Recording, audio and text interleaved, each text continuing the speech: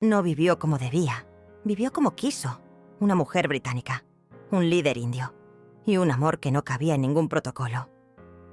Edwina Mountbatten fue hija, esposa, madre, amante, aristócrata, rebelde, enfermera, viajera. Y ni una sola de esas etiquetas fue suficiente para contenerla. Tuvo una criada solo para los floreros, un tren de plata para sus hijas, un marido royal, un león de mascota y acceso directo al corazón del Imperio Británico. Pero eso no fue lo que la definió. La definieron las decisiones que incomodaron a todos. Amar a quien quiso, acostarse con quien le dio la gana, entrar en zonas de guerra para salvar vidas y llorar públicamente junto a Gandhi cuando nadie más se atrevía. Edwina lo rompió todo. Las normas de clase, de género, de matrimonio y también las del imperio. Y sí, se enamoró de un hombre que dividía un país en dos y se atrevió a no pedir perdón por ello. Quédate. Porque esta historia no va de castillos ni de coronas. Va de lo que pasa cuando una mujer dice: esto lo voy a vivir en mis propios términos, aunque tenga que reinventarse más que Madonna. Antes de convertirse en la mujer que vivía como quería, Edwina fue una niña que aprendió pronto a no esperar nada de nadie.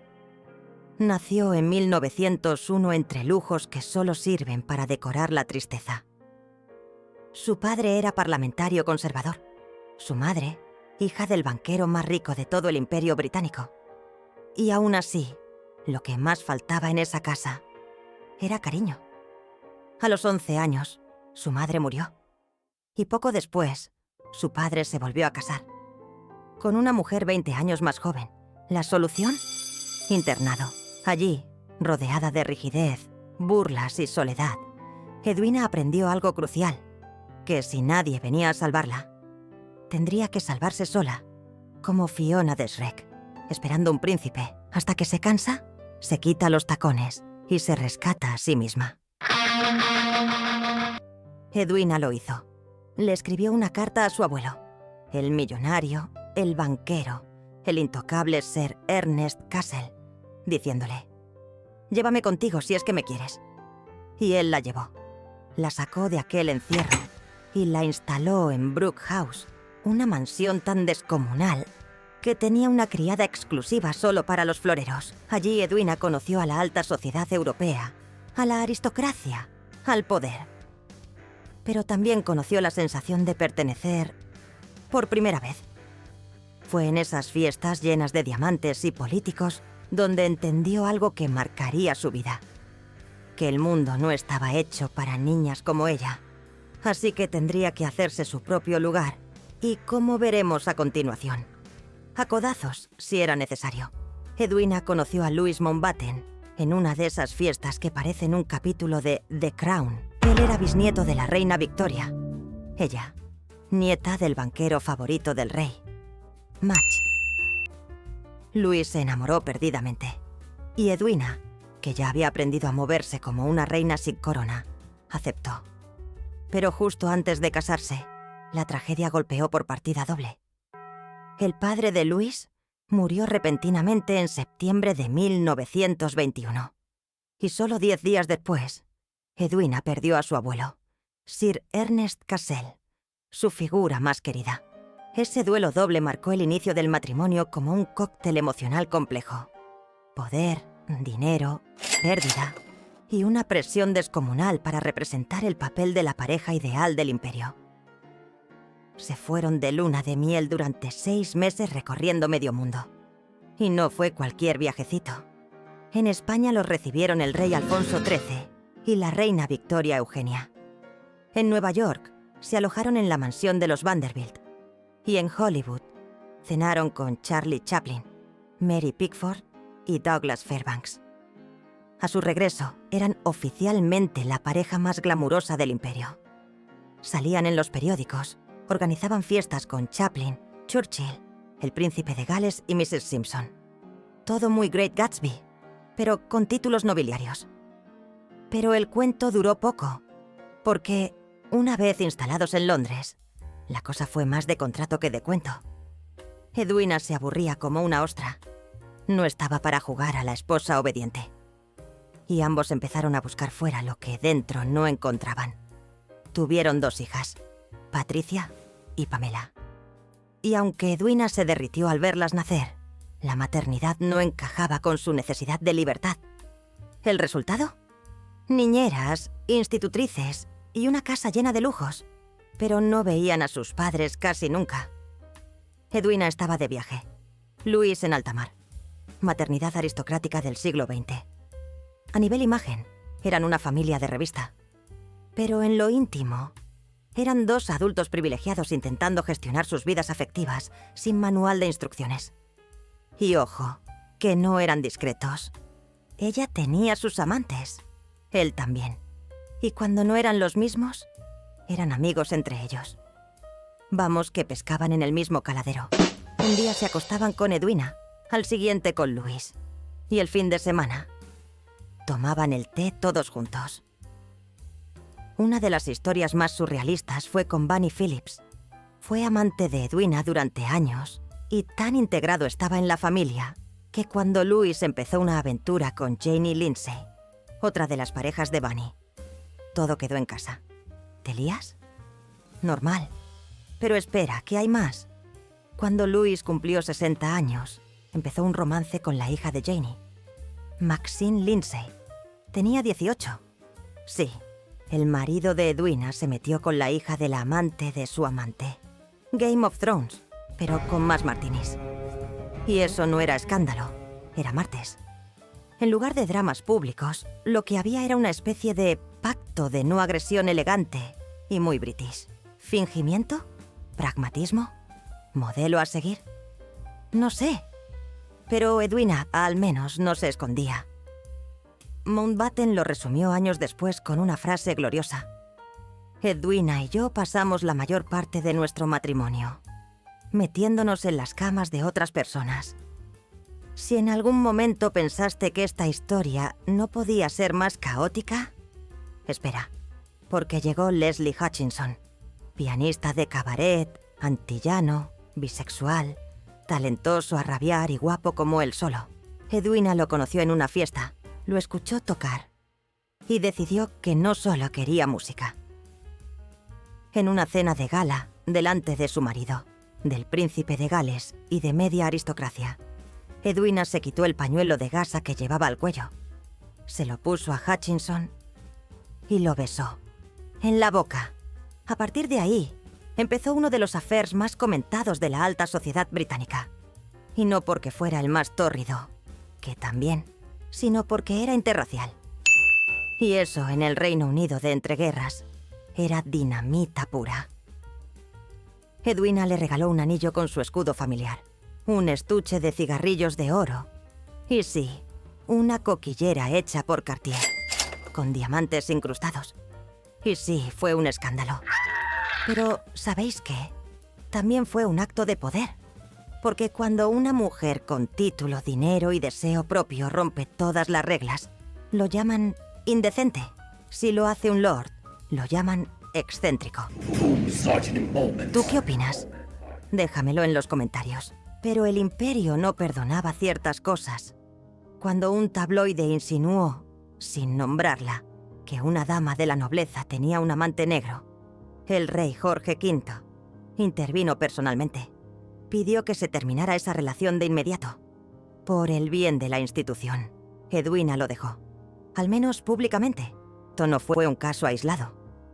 Una criada llegó a contar que un día, al regresar Edwina de compras, tuvo que informarle de que tenía 5 hombres esperándola en diferentes salas de la casa. A ese nivel jugaba. Y sin embargo, a pesar de los escándalos, Edwina nunca fue repudiada del todo. Porque era lista. Porque era encantadora. Cuando estalló la Segunda Guerra Mundial,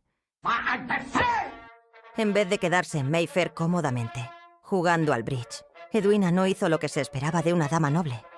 Pero ella no estaba para expectativas. Al principio lo dijo en broma. Estoy dispuesta a sacrificar a 2 sirvientes y a dejar de pintarme las uñas de los pies. Pero después lo dio todo. Se enroló en la brigada de ambulancias de San Juan. Edwina se volvió una pieza clave en la coordinación de operaciones civiles de asistencia médica. Organizó servicios de enfermería en Londres durante los bombardeos.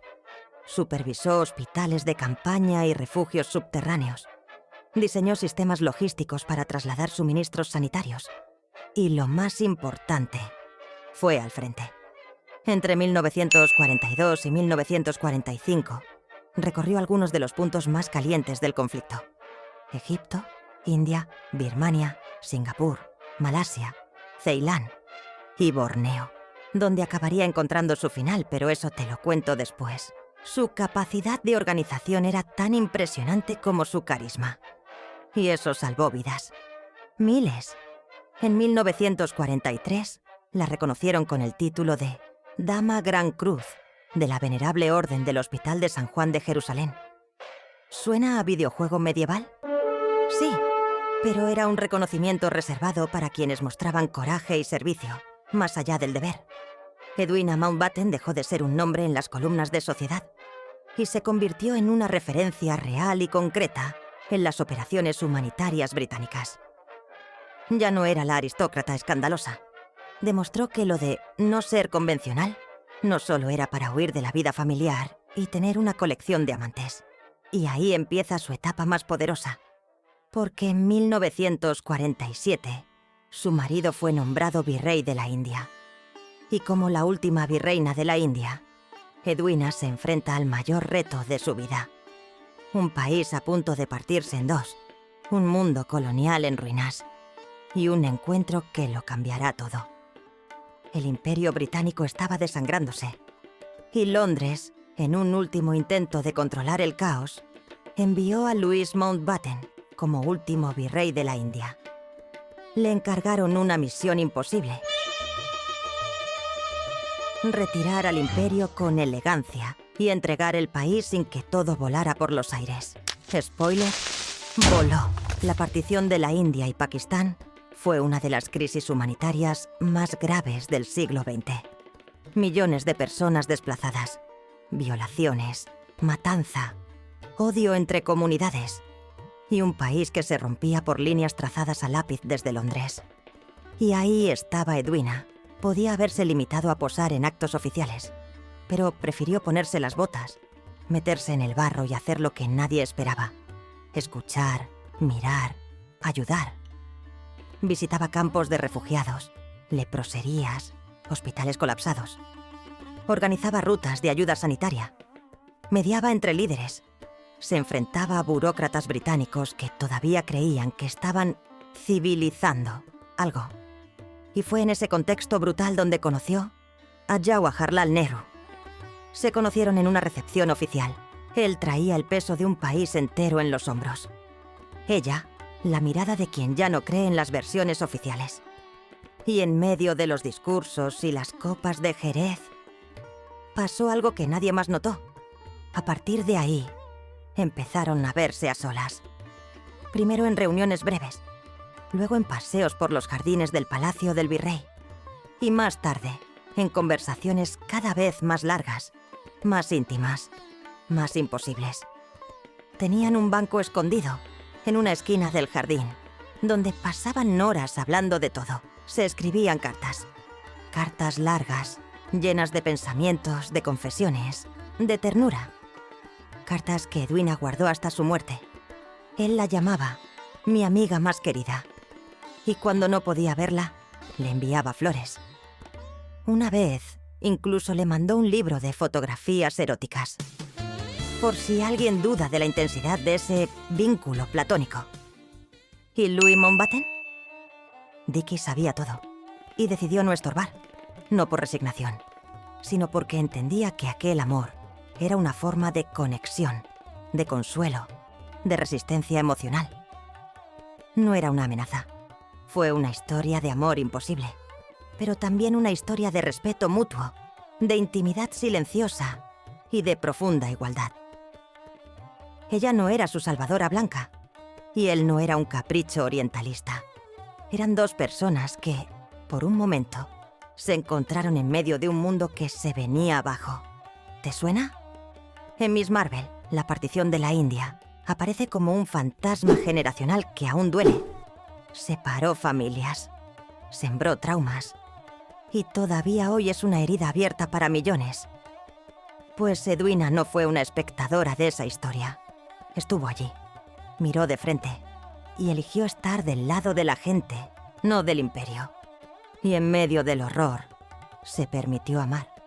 Más de 15 millones de personas desplazadas, casi 2 millones muertas, y un país partido por una línea absurda, trazada a toda prisa en un despacho colonial. La orden fue clara. Háganlo rápido. Louis Mountbatten, sin tiempo, sin medios y con presión desde Londres, anunció la retirada británica sin haber terminado de definir las nuevas fronteras. ¿El resultado? Un país al borde del abismo. Y Edwina en el centro del caos. Ella no podía salvarlo todo, pero se negaba a no hacer nada. Y luego, vino el momento que partió la historia. Gandhi fue asesinado. Le disparó un radical hindú mientras se dirigía a una oración. El Mahatma, el alma de la resistencia pacífica, cayó por una bala del odio. Edwina se derrumbó. Fue una de las pocas figuras occidentales invitadas personalmente a su cremación. Y no fue por protocolo, ni por ser la esposa del virrey. Fue porque Gandhi la respetaba profundamente. Vio en ella algo diferente. Una mujer que no hablaba desde arriba y que tenía el raro talento de estar sin invadir. Y en sus diarios, él la menciona como una mujer honesta, dedicada y profundamente humana. Por eso estuvo allí. No por rango, por respeto ganado a pulso. Y así la vieron todos. Arrodillada junto a la pira funeraria, con el sari empapado de lágrimas, sin importar si había fotógrafos o ministros mirando. Esa imagen dio la vuelta al mundo. Una mujer británica, noble, llorando a Gandhi. Un gesto de duelo, sí, pero también de desobediencia simbólica. Y cuando la imagen de en el funeral llegó a Londres, Churchill estalló. «Ha cruzado al otro bando», gritó en el Parlamento. Para Churchill, Gandhi era un enemigo. Y Edwina, una aristócrata que había olvidado su lugar. Lo que más le molestaba no era el gesto, sino lo que significaba. Que una mujer con apellido y posición hubiera elegido estar del lado de los colonizados. Del lado de los que sienten, no solo de los que mandan. Churchill nunca la perdonó, porque Edwina representaba justo lo que él no soportaba. Una aristócrata feminista, emocional, visible y políticamente incómoda. No era la esposa del virrey, era una fuerza por derecho propio. Y eso, para él, era inaceptable. Por eso llegó la orden. Mountbatten debe dejar la India inmediatamente, y Edwina con él. Los sacaron antes de que se contaminaran más, como si la empatía fuera contagiosa. Pero lo que nadie pudo sacar de ella fue su amor por Nehru. Siguieron escribiéndose durante años. Se encontraban cuando podían, cuando él viajaba a Londres. Y luego, el cuerpo de Edwina empezó a debilitarse. Llevaba años con el corazón frágil. Pero nadie pensó que ese viaje sería el último. En 1960, ya de vuelta en su papel como inspectora de la Orden de San Juan, aceptó una nueva misión humanitaria y eligió uno de los destinos más duros: Borneo. La isla sufría entonces una combinación brutal de pobreza, malaria, conflictos armados y crisis sanitaria. Edwina visitaba aldeas remotas, inspeccionaba clínicas con pocos recursos, tomaba notas a mano y coordinaba campañas de vacunación y tratamiento para niños y mujeres. Lo hizo sin prensa, sin escolta, sin escándalo. Solo ella y el mismo corazón gigante que la había llevado hasta India una década antes. Llevaba años con problemas cardíacos. Y sí, su salud estaba frágil. Pero nunca dejó que eso fuera una excusa para quedarse en casa. Y aquí quiero decir algo importante. Edwina no murió por meterse donde no debía. Murió porque estaba exactamente donde quería estar. Y lo que la mató no fue la selva, fue su corazón, cansado, pero coherente hasta el final. No se retiró, ni huyó, no se volvió invisible. Era el 21 de febrero de 1960, en la isla de Borneo.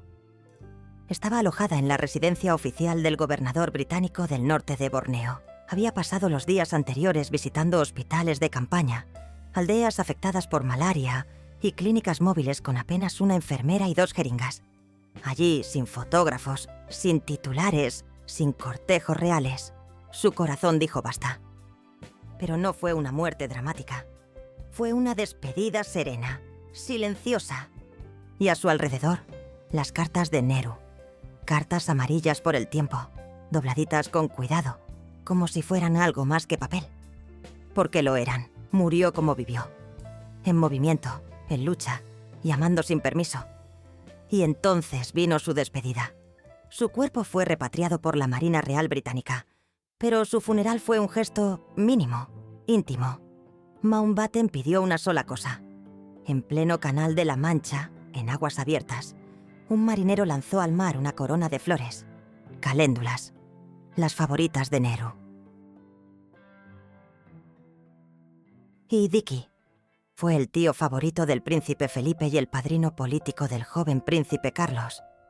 Sí, ese Mountbatten, el que aparece en The Crown. Nunca volvió a casarse, y cuando hablaba de ella en entrevistas, decía, la persona más fascinante que he conocido.